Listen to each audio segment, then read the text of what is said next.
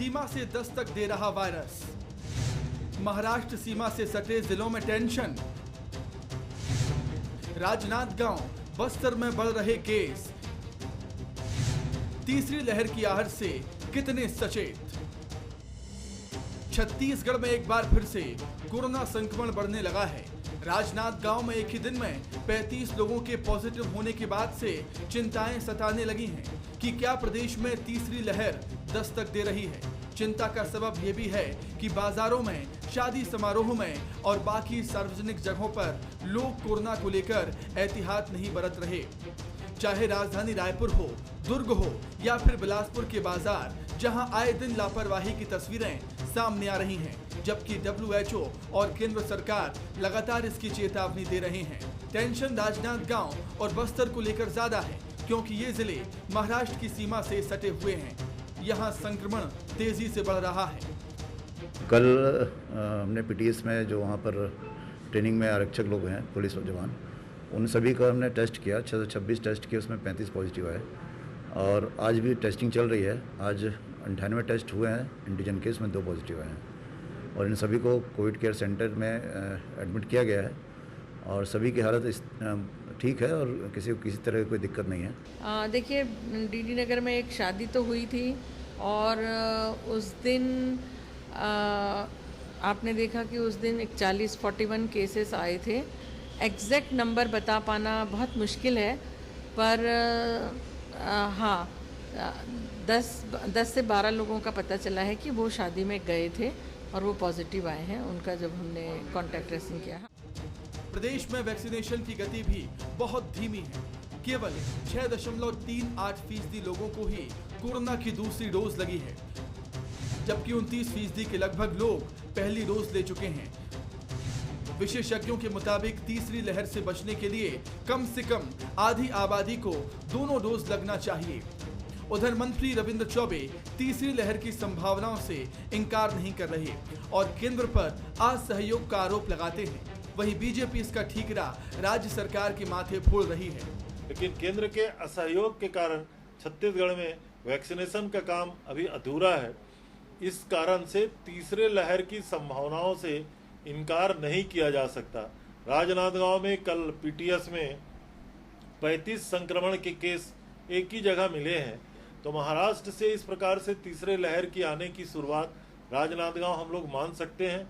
आदरणीय मुख्यमंत्री जी ने, माननीय स्वास्थ्य मंत्री जी ने लगातार इसके लिए समीक्षा बैठक की है, मॉनिटरिंग कर रहे हैं और छत्तीसगढ़ को वैक्सीन देने में किस तरीके से भेदभाव हो रहा है ये आप समझ सकते हैं। पूरे छत्तीसगढ़ में आज की तारीख में भी लगभग 5 लाख वैक्सीन हैं और वैक्सीन हर 2 दिन में खेप आ रही है। इस सरकार का जो मिसमैनेजमेंट है कि जिन जिलों में वैक्सीन का उपयोग नहीं हो रहा है और जिन जिलों में मांग है वहां पर उसको स्थानांतरित करना चाहिए, तो मिसमैनेजमेंट के कारण ये स्थिति पैदा हो रही है। और हर चीज केंद्र पे डालना, अरे स्वास्थ्य तो जो है वो राज्य का मुद्दा है, हर चीज को केंद्र के ऊपर में डालना, तो आप क्यों चुने हो?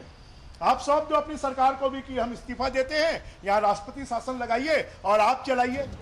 पहली लहर के बाद कुछ इसी तरह से लोग निश्चिंत हो गए थे और दूसरी लहर ने कब दबे पांव आकर लोगों को अपने शिकंजे में ले लिया, कोई समझ ही नहीं पाया। मौजूदा दौर में सबसे बड़ा सबक यही है कि तीसरी लहर की आहट को लेकर सरकार के जिम्मेदार और जनता समय रहते सजग हो जाएं, नहीं तो बहरूपिया कोरोना फिर गिरफ्त में ले सकता है। अभिषेक शुक्ल, बंसल न्यूज, रायपुर।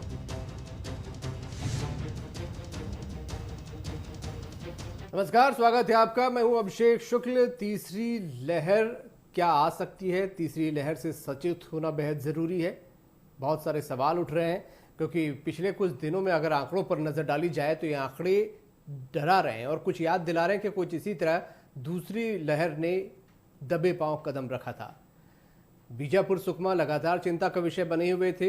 राजनांदगांव में एक साथ 35 PTS के जवानों का पॉजिटिव होना चिंता में डाल रहा था। रायपुर की बात करें, कुछ दिन पहले यहाँ पर भी बताया गया कि एक शादी हुई, शादी में लोग गए और उसके बाद उसमें से कुछ लोग पॉजिटिव थे और जब कॉन्टैक्ट ट्रेसिंग के जरिए बाकियों का टेस्ट किया गया तो वो भी वहाँ पर काफ़ी बड़ी संख्या में पॉजिटिव निकले।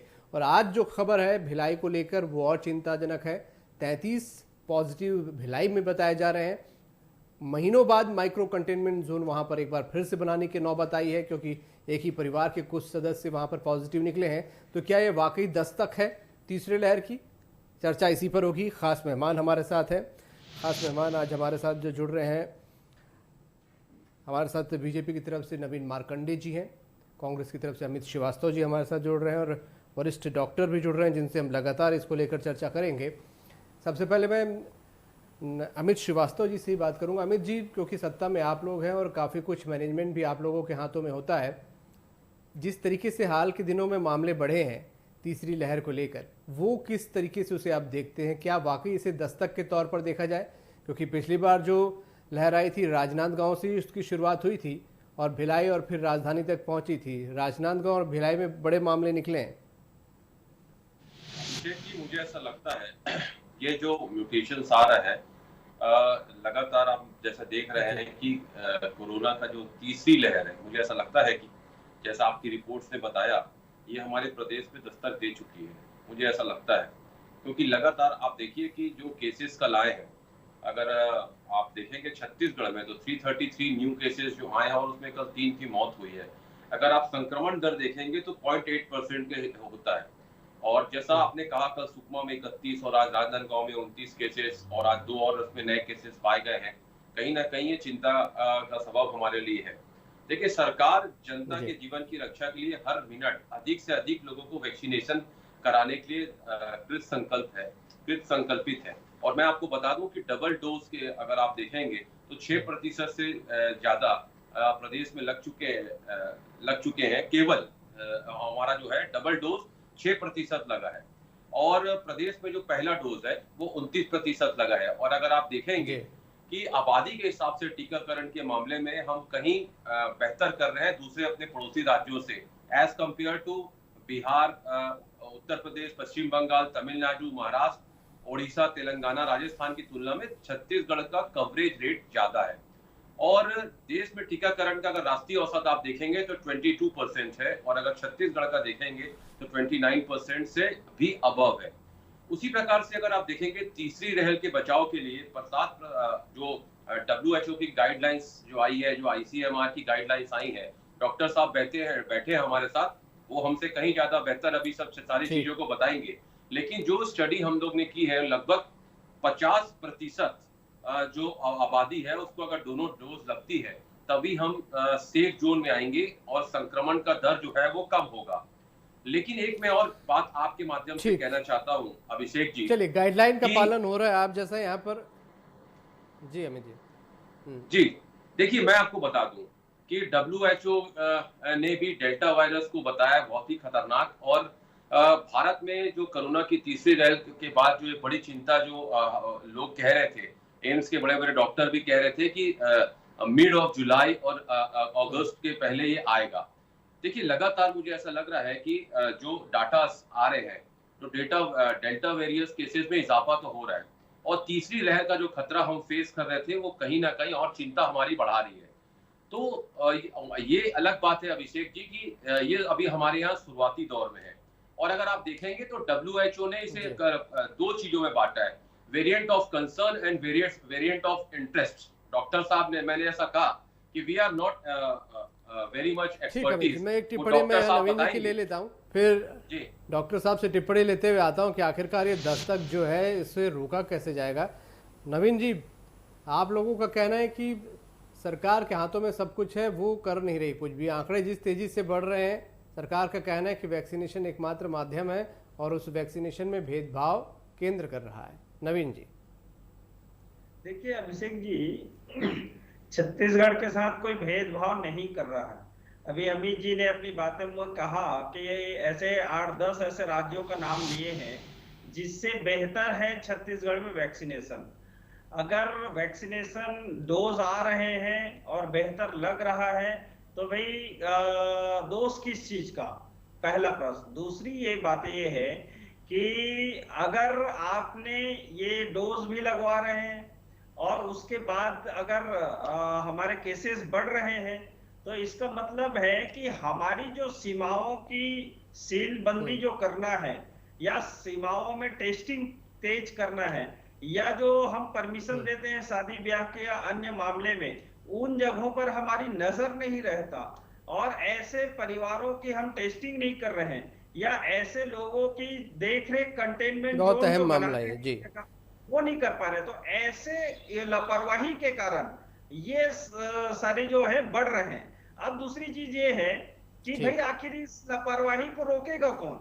जनता में अवेयरनेस हो, ये तो अच्छी बात है, और वो हम लोगों को रेगुलर करना है, लेकिन सरकार जो है अपनी नीतियों से, अपनी जो है मैन पावर से, या उसको कानूनन रूप से किस तरह से ब्रेक कर सकते हैं, या बाजारों पर कैसे हमारा ये हो सकता है, कंट्रोल हो सकता है, या ऐसे जगहों पर हम अभी से सुरक्षा की दृष्टि से जैसे खुला शादी करने का जो छूट दिया गया है उस पर अब लगाना चाहिए, ब्रेक लगाना चाहिए, 10 लोग 15 लोगों में ही हो। तो इस तरह से कहीं ना कहीं ये ठीक है नवीन जी, आप ब्रेक लगाने की बात कर रहे हैं, जब आज हम जब इस विषय पर चर्चा कर रहे हैं तो सबसे बड़ी बात है कि राजधानी में दुकानों को खोलने की समय सीमा बढ़ा के 10 बजे तक कर दी गई है, नाइट कर्फ्यू हटा दिया गया। नवीन जी, मैं डॉक्टर साहब से भी एक टिप्पणी ले लेता हूं, फिर आप लोगों से बात आगे बढ़ाता हूं। डॉक्टर अभिजीत रायजादा जी हमारे साथ हैं। डॉक्टर साहब, तीसरी लहर जिस तरीके से आंकड़े हमने देखे हैं, राजनांदगांव चाहे बस्तर, आज भिलाई में 33 मामले अभी तक आ गए हैं और माइक्रो कंटेनमेंट जोन बनाने की नौबत आ गई है। राजनांदगांव, भिलाई और पिछली बार जो लहर थी वो कुछ इसी रास्ते आई थी, क्या ये तीसरी लहर की दस्तक ही हम माने जो दबे पांव पहुंच रही है?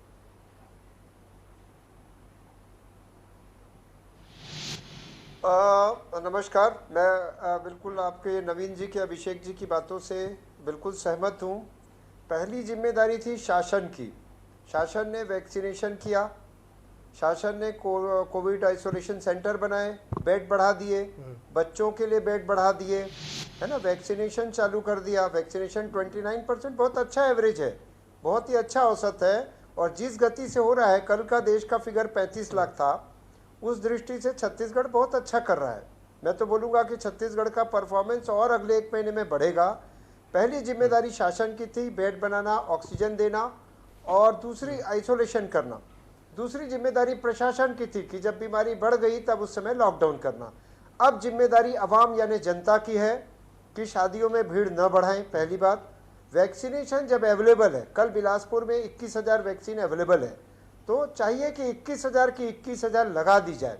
जब हम 100% वैक्सीन का उपयोग करेंगे तो 15 दिन में भी आपको तस्वीर बदली हुई नजर आएगी। वैक्सीन पर्याप्त मात्रा में आ रही है, कोई कमी नहीं है। बहुत सारा वेस्टेज शुरू में हुआ, बहुत सारे इनिबिशन यानी हमारे खुद के बनाए हुए थे प्रतिबंध, इससे ये तो नहीं हो जाएगा, उससे बांध्याकरण तो नहीं हो जाएगा, वैक्सीन में साइड इफेक्ट तो नहीं है। तो पहला मैसेज कि वैक्सीनेशन आए तो लगाना है। नंबर 2, वैक्सीनेशन आपको मास्क की छूट नहीं देता। अगले 1 साल तक किसी भी पब्लिक प्लेस में, मार्केट में, शराब दुकान में, बार्स में, होटल में, अस्पतालों में मास्क के बगैर बिल्कुल न जाएं। ये मैसेज बहुत स्पष्ट है। ये जो हमने 1.5 साल में सीखा है, अब इसको प्रैक्टिस करना है आवाम को यानी जनता को। मैं तो सबसे पहली जिम्मेदारी जनता को दूंगा, इसमें किसी का दोषारोपण नहीं है। जब हमें पता है इससे 4 लाख मौतें हो चुकी है, तो हम 2 लोग भी बात कर रहे हैं तो मास्क लगा के करें, वैक्सीन लगाएं। तीसरी बात है टेस्टिंग एंड ट्रेसिंग। मैं देख रहा हूँ 1 महीने से लोगों को टेस्ट के प्रति रुझान नहीं है। आज भी कोविड के पूरे टेस्टिंग सेंटर 30 जिलों में मौजूद है, जाएं और टेस्ट कराएं। अब इसके लिए घर घर आना संभव नहीं है, क्योंकि प्रशासन में भी जो डॉक्टर्स है, पैरामेडिकल स्टाफ है, वो थक चुके हैं। तो अब चाहिए कि जागरूकता से। चौथी बात है, किसी भी शहर की 4-5 एंट्री है, रायपुर की 10 एंट्री है, बिलासपुर में 4 एंट्री है। जिस भी ब्रिज से बाहर से लोग आ रहे हैं उनको वहीं पर टेस्ट किया जाए और वैक्सीनेट किया जाए। अगर एक जिले से दूसरे जिले जा रहे मजदूर, उनको मोटिवेट किया जाए, उनको प्रोत्साहित किया जाए कि वो मास्क लगाएं और वैक्सीन करें। इतना डॉक्टर साहब, मैं बीच में रोक रहा हूँ आपको, मैं जानना चाहूंगा यहाँ पर तो ये जो पैटर्न बन रहा है, चाहे राजनांदगांव में मामले बढ़े, आज भिलाई में बढ़े हैं, क्या ये हम माने कि फिर दूसरे प्रदेशों से कहीं न कहीं कुछ एंट्री हो रही है जैसी पिछली बार हुई थी?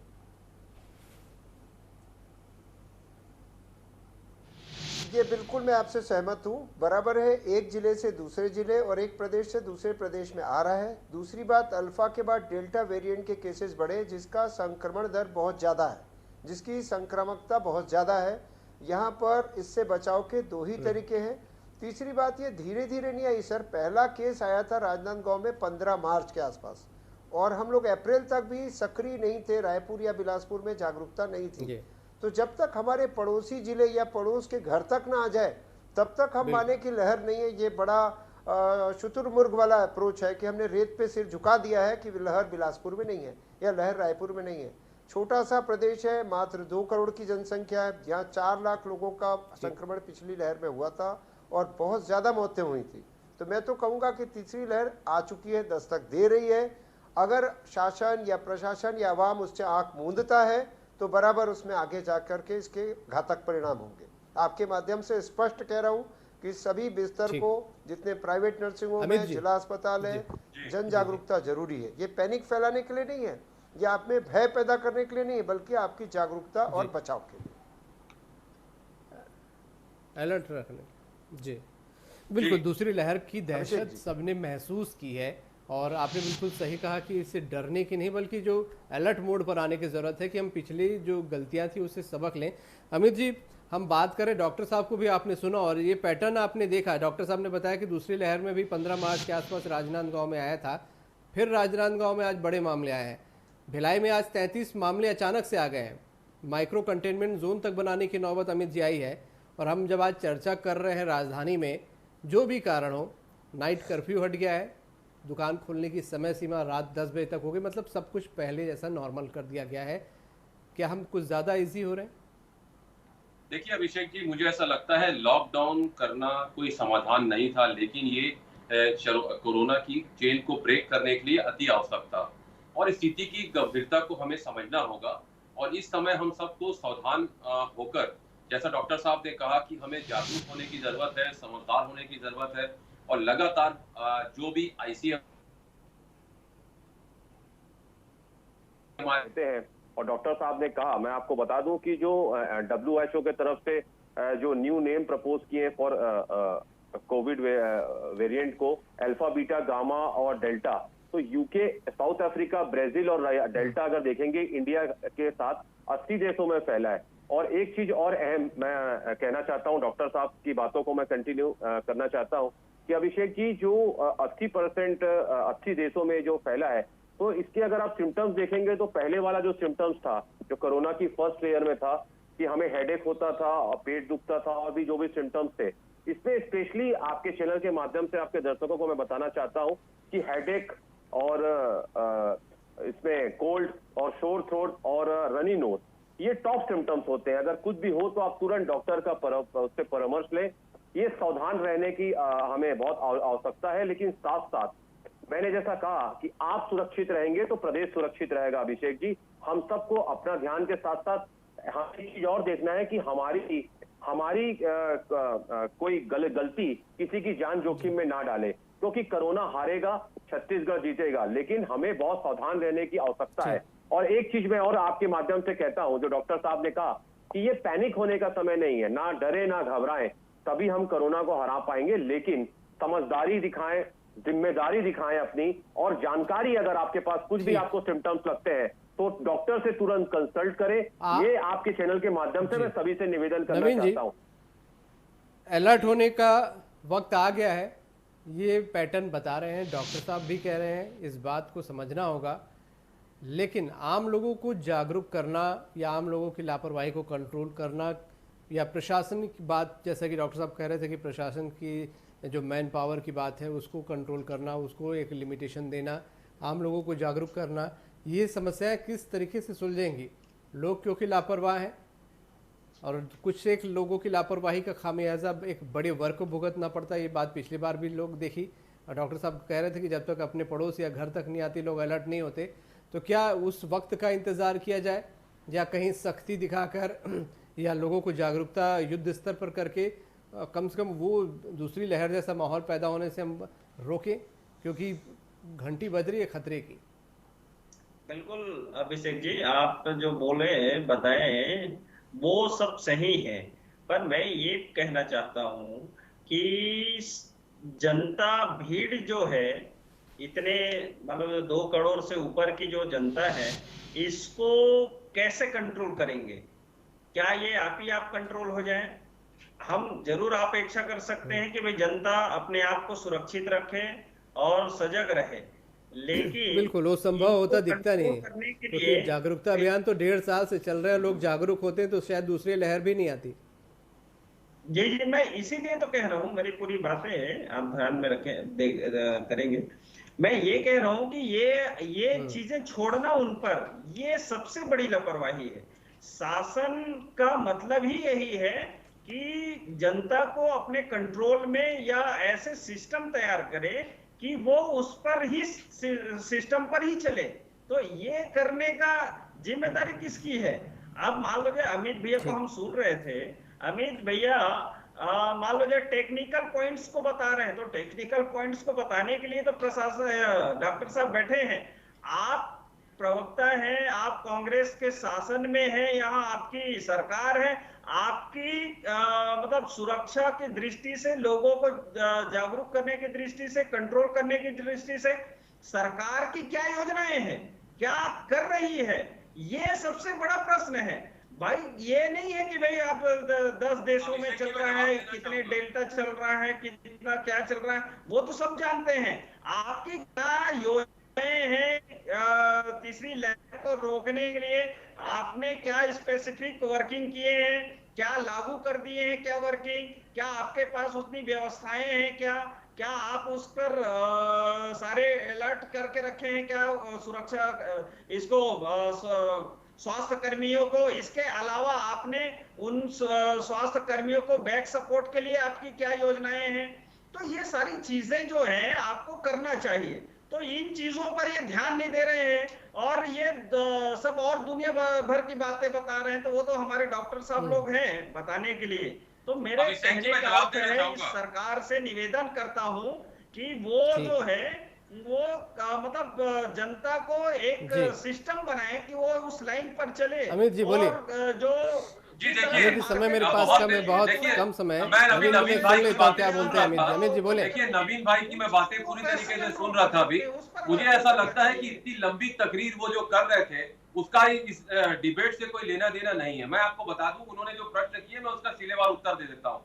देखिए, टीकाकरण में छत्तीसगढ़ सरकार की नियत और नीति दोनों साफ है।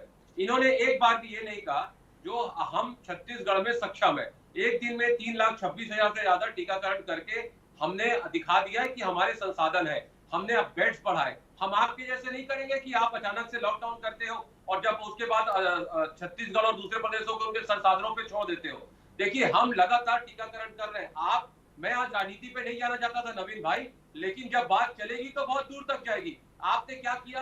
आज आपका राष्ट्रीय औसत देख लीजिए, छत्तीसगढ़ का औसत देख लीजिए। अरे आप तो अपनी बातों से लग रहा है कि ये जो है, चलिए मेरे पास आज समय इतना ही था। पाने का प्रयास कर रहे हैं। हम चाहेंगे कि इस दस्तक को सभी सुने समझें, चाहे कांग्रेस हो, भाजपा हो, आम लोग हो, सभी को सुनना बेहद जरूरी है। बहुत शुक्रिया आप सभी का मैं इस चर्चा में शामिल होने के लिए करना चाहूंगा। कोरोना की तीसरी लहर की क्या दस्तक हो चुकी है? महाराष्ट्र के रास्ते या सीमावर्ती राज्यों के रास्ते क्या एक बार फिर से जो पैटर्न दिख रहा है, अचानक से उछाल आया है कोरोना पॉजिटिव मरीजों की संख्या में, वो क्या कोई खतरे की घंटी है? क्या हमको अब अलर्ट हो जाना चाहिए गंभीरता के साथ, ताकि दूसरी लहर जैसी जो दहशत थी उस दहशत को एक बार फिर से रिपीट होने से हम बचा सकें? ये सोचना ना सिर्फ सरकार का काम है, प्रशासन का काम है, बल्कि आम जनता का भी काम है कि अपने पड़ोस में वो बीमारी पहुंचने से पहले आप अलर्ट हो जाएं और जो गाइडलाइन बार बार दोहराई जाती है, mask, social distancing, sanitise, vaccination, इसको बार बार ध्यान में दोहराते रहें। आज का मुद्दा में इतना ही। नमस्कार।